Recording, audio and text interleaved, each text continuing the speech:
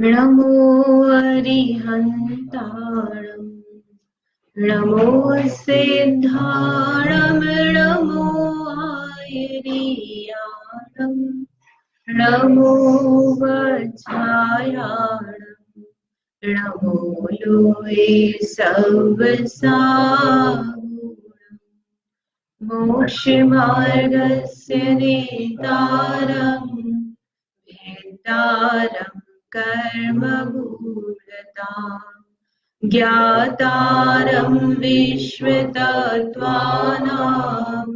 वन्दे तद्गुणलब्धये। तत्वार सूत्र जी के 6वें अध्याय में आश्रव के बारे में समझ रहे, जिसमें मूल 8 कर्म जो है उनके आश्रव किन किन कारणों से होते हैं ये देख रहे हैं। इसमें मुख्य जो सबसे बड़ा कर्म है मोहनी कर्म, उसमें दर्शन मोहनी कर्म का आश्रव किन कारणों से होता है ये हमने लास्ट टाइम समझना शुरू किया था। उसके 6 कारण बताए दर्शन मोहनी का आश्रव किन कारणों से होता है। तो केवली, शुद्ध, संग, धर्म और देव, इनका सबका क्या करना? अवर्णवाद। अवर्णवाद का मतलब क्या बताया था अर्चेश? जैसे है उनका वैसा स्वरूप नहीं बता क्या जैसे है वैसा स्वरूप नहीं बताना। और इसमें अपन ऐसा भी ले सकते हैं कि जो अपने मन से भी कुछ और स्वरूप बता देना। भोगना चाहिए, भोगने से सुख मिलेगा, स्वर्ग होगा, ये अन्य रूप से आप आगम इत्यादि की बातें बता रहे हो, देव का स्वरूप बता रहे हो, तो ये सब जो है वो क्या कहलाता है? अवर्णवाद। वापस से देखते हैं थोड़ा सा। गुणवान और महत्वशालियों में अपनी बुद्धि और हृदय की कलुषता के कारण अविद्यमान दोषों का उद्भावन करना। तो यहाँ गुणवान और महत्वशालियों में मतलब धर्म से संबंधित चीजों का यहाँ पर लिया गया है। यही क्यों लिया है कि इनके मतलब देव, शास्त्र, गुरु, सात तत्व, इनका जो यथार्थ श्रद्धा है वो सम्यक्त्व का कारण है। और इनके बारे में आप उल्टा प्रचार, प्रसार, कथन इत्यादि करोगे तो मिथ्यात्व बांध रहे हो आप अपने स्वयं के लिए। जैसे कि जो मारीची का जीव है उसके लिए आता है कि आदिनाथ भगवान के तीर्थंकर मतलब समशरण था, और उस समय उसने क्या परिणाम आया उसको कि ये प्रथम तीर्थंकर है, ये कैसे, मैं इनसे बड़ा बनकर दिखाता हूँ। और फिर उन्होंने 363 मत चलाए। तो वो जो 363 मत चलाए वह सब क्या हो गया? अवर्णवाद। देव का, शास्त्र का, गुरु का, धर्म का, इन सबका अवर्णवाद रूप कथन हुए। मिथ्यात्व आप बढ़ा रहे हो, लोगों में विपरीत श्रद्धान हो जाए ऐसे काम कर रहे हो ना आप। मतलब खुद आप अकेले हो, समझ रहे हो, विपरीत मान्यता है आपकी, वो अलग बात है। और एक आप लोगों को पढ़ा रहे हो और गलत पढ़ा रहे हो, गलत बता रहे हो, तो उसका तो जो उसका कल्याण होता था वो तो रुक गया, उसका तो बहुत चला गया। तो अन्य का मिथ्या तो बढ़ जाए ऐसे जो कारण है वो सब दर्शन मोहनी के तीव्र बंध के कारण है। अब तीव्र बंध 2 तरह से अपन इसमें घटाएंगे। एक तो स्थिति ज्यादा पढ़ना और उसमें अनुभाग ज्यादा पढ़ना। अनुभाग इतना पक्का पढ़ना कि हम कितना भी प्रयास करना चाहे वो अपनी मान्यता पलट ही नहीं पाए, उसकी बुद्धि विपरीत ही चले, कितना भी आप कर लो। और स्थिति भी लंबी पढ़ना, फल भी ज्यादा देर तक उसका होना, उससे कहते हैं ज्यादा खराब आश्रय होना। तो ऐसा खराब आश्रय किस किस के कारण होता है? तो केवली, श्रुत और संग, इन तीनों का हमने लास्ट टाइम देखा था। केवली भगवान का अवर्णवाद करना। एक केवली भगवान वीतरागी, सर्वज्ञ और हितोपदेशी होते हैं, तो उनको कहना वो रागी है, द्वेषी है, भाला रखते हैं अपने साथ में, 10 हाथ है उनके। या फिर उनको कहना कि मांस भक्षण कहते हैं, खाना खाते हैं ना, कुछ रोग हो गया उनको, ऐसे अनेक बातें कहना जो कि भगवान का स्वरूप नहीं है, उसे कहा केवली का अवर्णवाद। और श्रुत का अवर्णवाद में क्या है? श्रुत यानी क्या होता है? आगम। बंद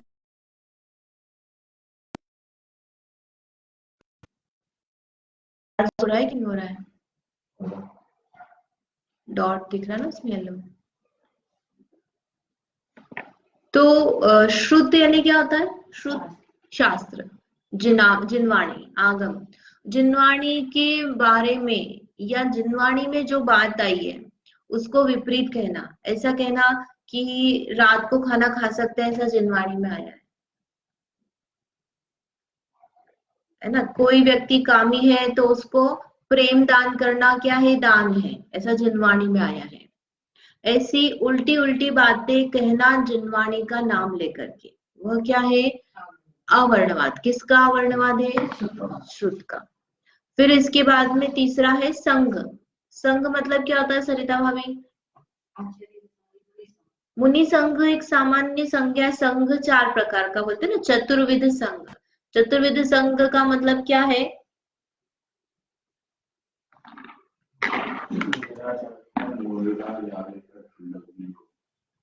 श्रावक श्राविका, मुनिराज, आर्यकार, श्रावक श्राविका, है ना।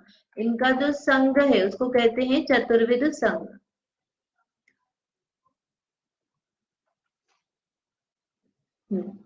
तो इनके बारे में अवर्णवाद करना कि अरे तुम्हारा संघ कैसा है, वस्त्र इत्यादि नहीं पहनते हैं, ये कैसे हैं, निर्लज्ज है, इनके दांत नहीं करते हैं, इनके इसमें ऐसा होता है, इनको हमने ऐसा करते हुए देखा। यानी आचार्यों के संघ के बारे में जो बात है नहीं, सच्ची नहीं है, उसको कहना। फिर इसके बाद में है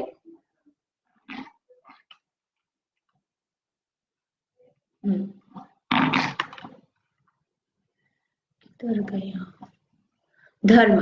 धर्म में क्या होता है? धर्म का मतलब जो जिन धर्म है, और जिन धर्म का स्वरूप कैसे बताना?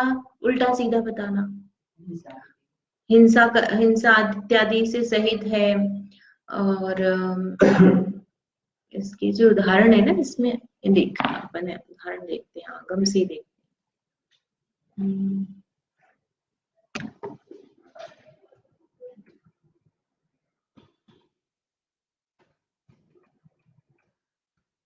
धर्म दुर्गति को रोकता है और स्वर्गाधिक फल देता है। बिना देखे धर्म पर कैसे विश्वास किया जा सकता है? जिस कारण का कार्य विद्यमान हो वह कैसे उत्पन्न नहीं होगा?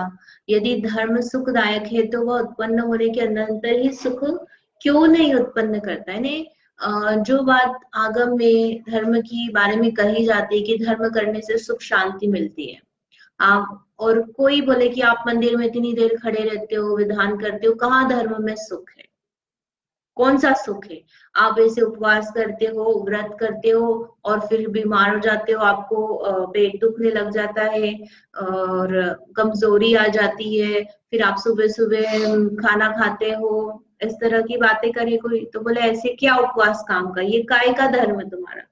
ये कोई धर्म वर्म नहीं है। धर्म तो ऐसा होना चाहिए जिसमें सुख हो, तो भैया खाओ पियो आनंद से रहो, ये धर्म होना चाहिए। तुम शरीर को सुखा रहे हो, नग्न रह रहे हो, ठंड सहन कर रहे हो, जबरदस्ती तुम ये सारे काम कर रहे हो, तो ये सब क्या है? ये कोई धर्म नहीं। ये ऐसा कहना धर्म के लिए लगता ही है ना अपने को, कि नहीं लगता है? ये आप जबरदस्ती क्यों गर्मी सहन कर रहे हो? पंखा चला लो।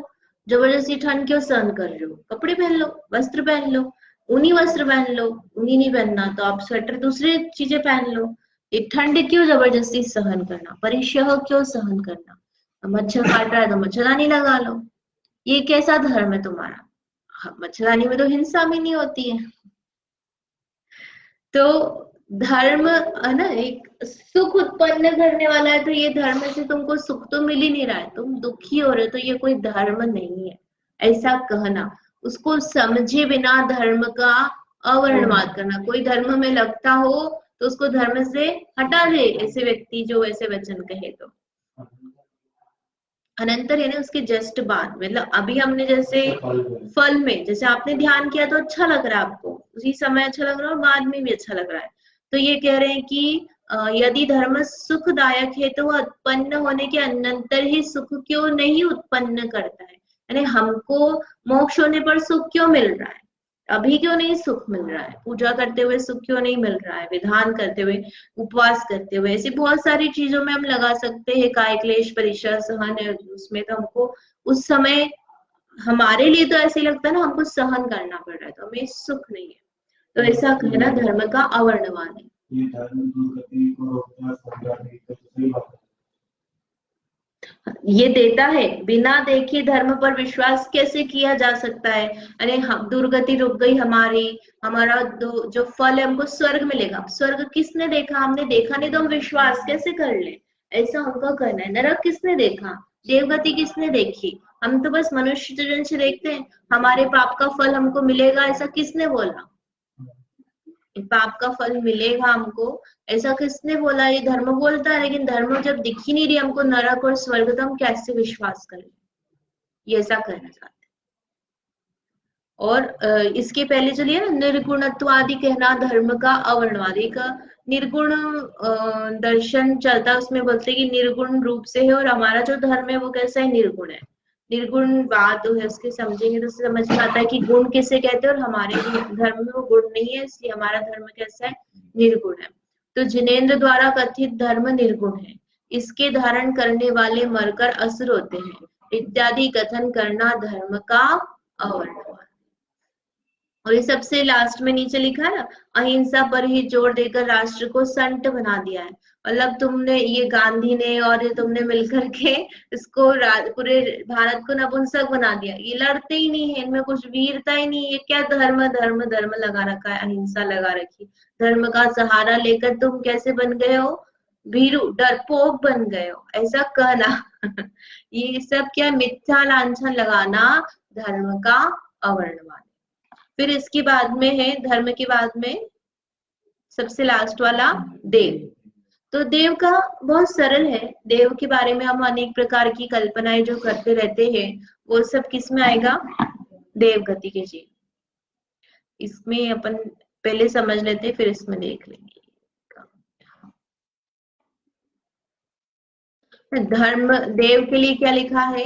सुरा मांस और काम सेवन। ये देव जो है वो क्या करते हैं? शराब पीते हैं, मांस खाते हैं, और काम सेवन आदि का दोषारोपण करना, यानी इसके साथ विषय भोग कर लिया, उसके साथ कर लिया, ऐसे व्यभिचारिता बताना। देव तो किसका भोग करते हैं? अपनी देवियों का ही भोग करते हैं, हर किसी का भोग नहीं करते। ऐसे कॉमिक्स पढ़ते थे ना हम छोटे, तो उसमें ऐसा आता था कि जब ये जो मनुष्य लोग की कोई स्त्री का आकर के देव ने भोग कर लिया, और फिर उसको उठा करके ले गया। विद्याधर आदि करे तो फिर भी समझ में आता है कि विद्याधर जो होते हैं वो तो फिर भी मनुष्य होते हैं, लेकिन तुम देव को मनुष्यनी का भोग करते हुए बताओ, तो मनुष्यनी से तो देवी जो होती है वो कई लाख गुना सुंदर और अच्छी होती है अपनी देह से। तो उनका जो शरीर वो कैसा है? वैकृत शरीर है, तो कंपैरिजन ही नहीं है उसका। और उसमें बताना कि भैया ये जो है इनका सेवन करते हैं, तो दोषारोपण है। उसके अलावा देव को जैसे टीवी में दिखाते हैं ना अलग अलग तरह से, काले पीले बनाते, वो तो भूत पिशाच, वो हाँ, भूत पिशाच का स्वरूप अलग अलग बताना। जो भूत और पिशाच है तो उनको ऐसी पूंछ वाला बताना, गायब हो जाते हैं, और उस तरह से बताना, जबकि वो देव है और देव स्वरूप से है, तो उनको उस रूप में नहीं दिखा के अलग दिखाना। देव को मतलब आप देव रूप में पूज लो, देव गति वाला, मतलब आप उसको भगवान जैसे पूज लो, तो वह भी अवर्णवाद हो गया कि इनको तो पूजना चाहिए, ये आपका काम कर देंगे इस तरह से, तो वो क्या हो गया? अवर्णवाद।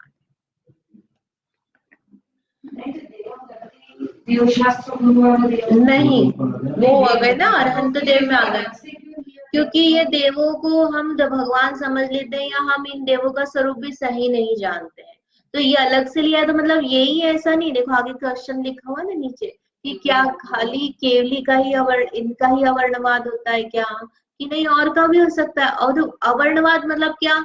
जो भी अपनी जिन धर्म जिनवाणी सात तत्व प्रयोजनभूत चीजें हैं, उनसे संबंधित बातें हैं, उसके बारे में विपरीत बात बताए, वो अवर्णवाद हो गया।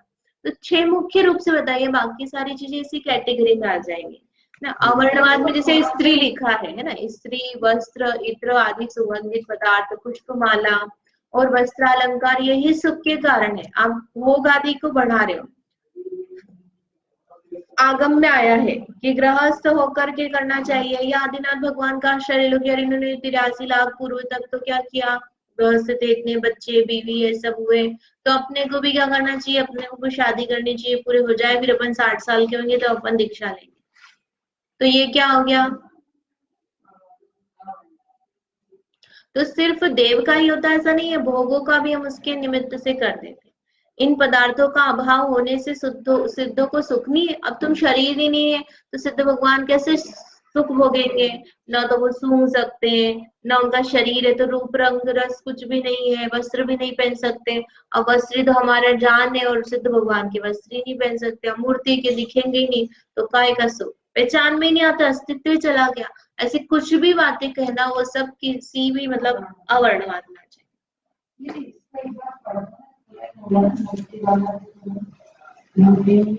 मूर्ति में अरहंत सिद्ध ये अलग अलग बताए, चैत्य का अवर्णवाद बताया। चैत्य ने क्या होता है, मंदिर और जिन बिंब, तो जिन बिंब से रिलेटेड होता है। मूर्ति में अरहंत सिद्ध आदि पूज्य पुरुष वास नहीं करते, क्योंकि उनके गुण मूर्ति में दिखते नहीं है ना। जो कई लोग ऐसा मानते हैं कि भगवान तो मोक्ष चले गए, अब जो हम कर रहे हैं वो तो क्या है, पत्थर है, और पत्थर में कोई जीव है क्या, अजीब है, और उसमें कोई गुण भी नहीं है। तो जब उसमें कोई गुण नहीं है तो आप उसकी पूजा कैसे कर रहे हो, ये योग्य नहीं है।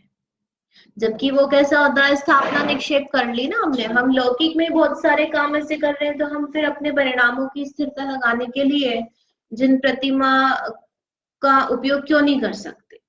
तो आगम में आया है और आप उसकी बात को क्या कर रहे हो, झूठ कर। चैत्य का वर्णवाद, चैत्य ने जिन चैत्य होता है जिन प्रतिमा, इनको सबको कॉमन करके श्रुत वर्णवाद में सारी चीजें आ जाएगी, क्योंकि जितनी भी बातें सब जिनवाणी में ही बताई है। हाँ, भले वो संघ का हो या केंद्रीय काउंसिल के सब श्रुत वर्णवाद आगम में लिख लो आप, आगम में कर लो, आगम श्रुत में, लेकिन विशेष रूप से अलग अलग बता दिया है कि ये इस कैटेगरी में। जैसे परिग्रह बोला, परिग्रह यानी क्या हो गया, आपके पास में कोई भी सामान होना।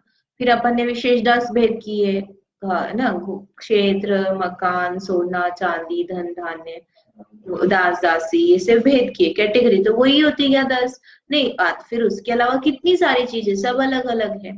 तो इसी तरह से अवर्णवाद जो है मुख्य रूप से इनका बताया है कि है इस कैटेगरी में आ जाएंगे, इनमें कहीं कहीं आ ही जाएंगे।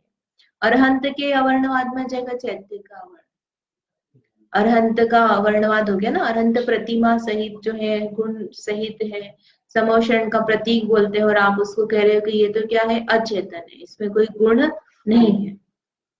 अपनी कल्पना से यही अरहंत है और ये सिद्ध आदि है। इस प्रकार चेतन अचेतन पदार्थ में अरहंत आदि की स्थापना करने पर भी, जैसे बालिकाएं खेल गुड्डा गुड्डी आदि में पुत्र आदि का काल्पनिक व्यवहार करती है, उस तरह मुख्य अरहंत आदि की सेवा से होने वाला फल प्राप्त नहीं होता। जैसे छोटे बच्चे लोटा पानी खेलते हैं ना, घर गृहस्थी का गेम खेलते रहते हैं, हमने हलवा खा लिया, मैंने हलवा बनाया, चौका साफ कर दिया, तुम सो जाओ, ये बच्चा रो रहा है, कुछ भी नहीं होता, सब इमेजिनरी काम चलता है। तो वो कह रहे हैं कि भैया जो भगवान की प्रतिमा, ये भी कैसी हो गई, इमेजिनरी, भैया भगवान आ गए, मोक्ष कल्याणक हो गया, तप हो गया, इनके अभिषेक हो गए, ऐसा कर दिया। तो ये सब, इसका कोई फल नहीं है। आप कोई चीज है ही नहीं, भगवान ही नहीं है, तो आप उसका जो कर रहे हो तो उसका कोई फल नहीं है, ऐसा ये कहना।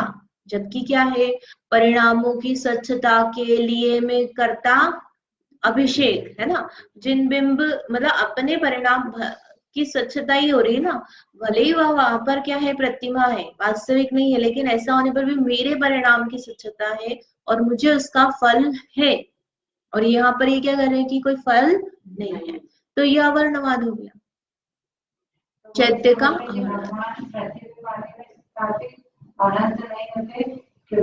वो नहीं है, इसलिए प्रतिबिंब आदि अनंत आदि नहीं है, ऐसा कहना अनंत नहीं है ना, ये तो क्या है, ये तो कोई नहीं है, ये तो पत्थर ही है, अनंत तो चले गए, कोई भी अनंत नहीं है यहाँ पे, और कुछ है ही नहीं, तुम इसका क्या पूजा कर रहे हो, पत्थर की क्या पूजा कर रहे हो, ऐसा कहना।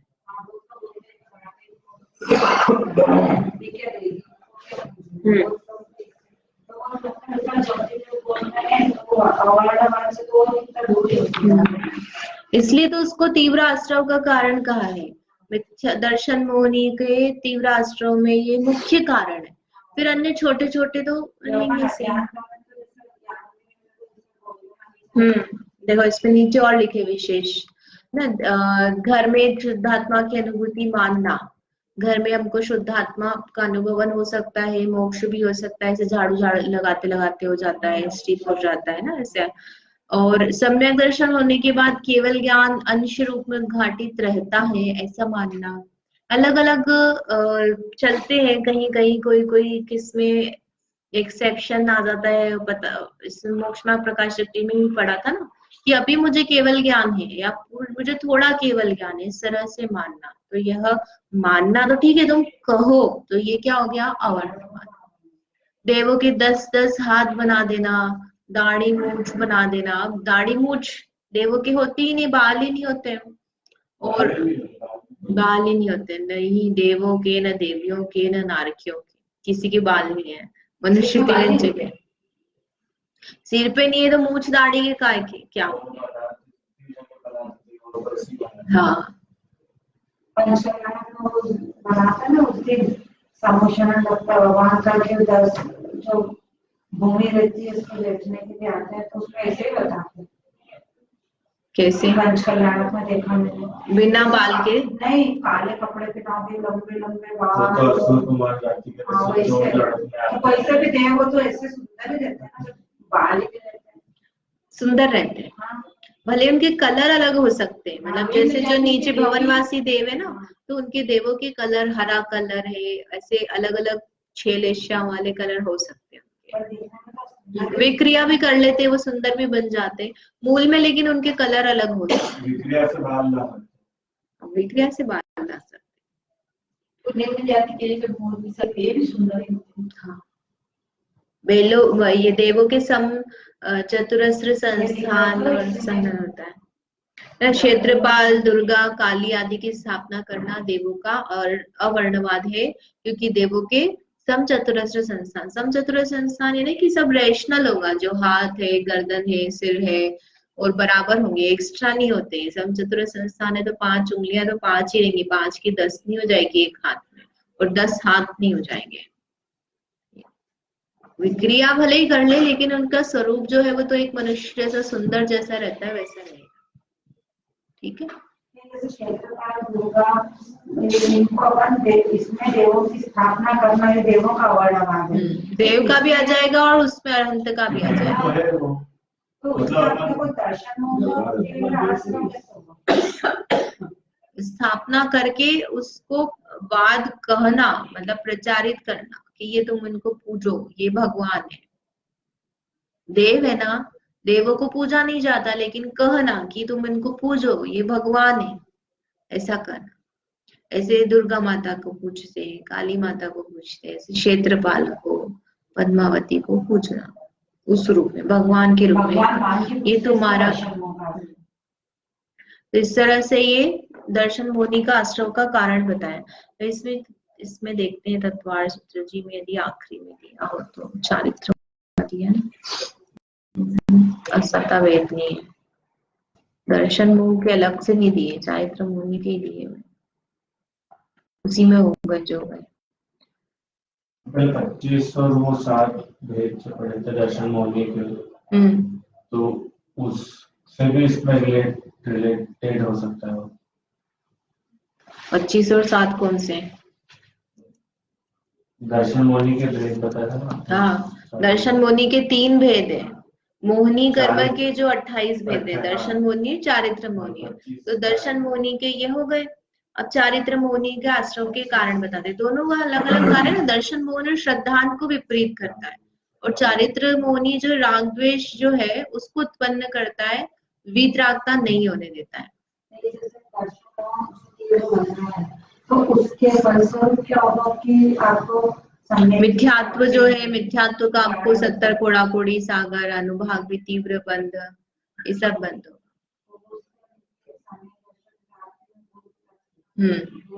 दूर हो, बहुत पुरुषार्थ करना पड़ेगा, मतलब दूर ही हो जाएगा वो मुख्य रूप से। तो कभी किसी काल में उसकी योग्यता पक जाए तो उसके फिर कर्मोदय ढीला पड़ जाए। सिर्फ अवर्णवाद वाले सूत्र बताए ना नहीं, तो इसके अलावा और कोई कारण जिससे दर्शन का ग्रहण ऐसा नहीं, सामान्य से भी हो सकता है ना। भोग आदि की आप उत्पत्ति करो, सामान्य से तो बन ही रहा है अपने को, ऐसा नहीं कि नहीं बन रहा मिथ्यात्व, लेकिन उसमें स्थिति अनुभाग जो विशेष नहीं पड़ेंगे। आप जो मिथ्यात्व का पोषण करने वाले जो भोग आदि अच्छे हैं, खाना पीना पहनना, यही मैं हूँ, अपना ममत्व परिणाम पुष्ट करना, कर्ता कर्म की बुद्धि पुष्ट करना, परिणाम भी, रुचि भी इसी प्रकार की रखना, संसार में रुचि रखना, ये सब दर्शन होनी है। मतलब जो घातियां है वो तो बंधना ही है। कम बंधेगा क्योंकि हम पुरुषार्थ कर रहे हैं अपने श्रद्धान को सम्यक करने का, हम समझने का पुरुषार्थ कर रहे हैं। तो यहाँ पे भी मिथ्यात्व तो बंध ही रहा है हमको, लेकिन एज कम्पेयर टू कि आप पिक्चर देखने गए हो या आप कोई खेल इत्यादि देखने गए हो, भोग इत्यादि में लगे हो, शादी इत्यादि में लगे हो, और वहां पर सबके साथ मिलकर के यही सब मान्यताएं पुष्ट करो, या अन्य देवी देवता के मंदिर में गए हो, तो उसके कंपैरिजन में आपको कम बनेगा, वहां ज्यादा बनेगा। ठीक है। अब चारित्र मोहनी के आश्रव के कारण है सूत्र नंबर 14। कषायोदयात् तीव्र परिणामश्च चारित्र मोहस्य।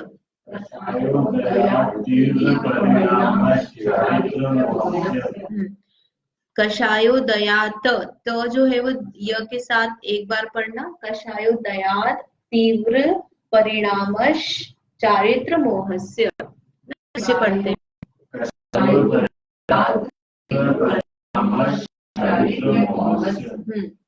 कषाय के उदय में तीव्र परिणाम चारित्र मोहनी के आश्रव के कारण है ना। कषाय का उदय और च लगाए ना, तो दो चीजें हो गई, कषाय का भी उदय और तीव्र परिणाम होना, वो दोनों ही किसके कारण है? आश्रव के। किसके आश्रव के? चारित्र मोहनी। मतलब आपको कषाय के उदय में तीव्र राग द्वेष हो रहे हैं, तो आप उस राग द्वेष रूप हो रहे हो, तो आपको राग द्वेष का बंद होगा। च लगा ना, परिणामश च नहीं, च नहीं, परिणामश चारित्र मोहस्य नहीं है। हाँ, तो फिर कषाय के उदय में तीव्र परिणाम, दो अलग अलग है, एक ही है, बराबर है।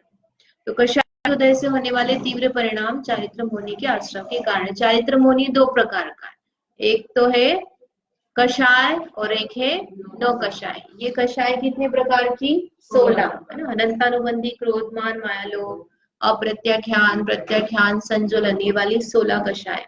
और 9 कषाय हास्य, रति, अरति, शोक, भय, जुगुप्सा और 3 वेद।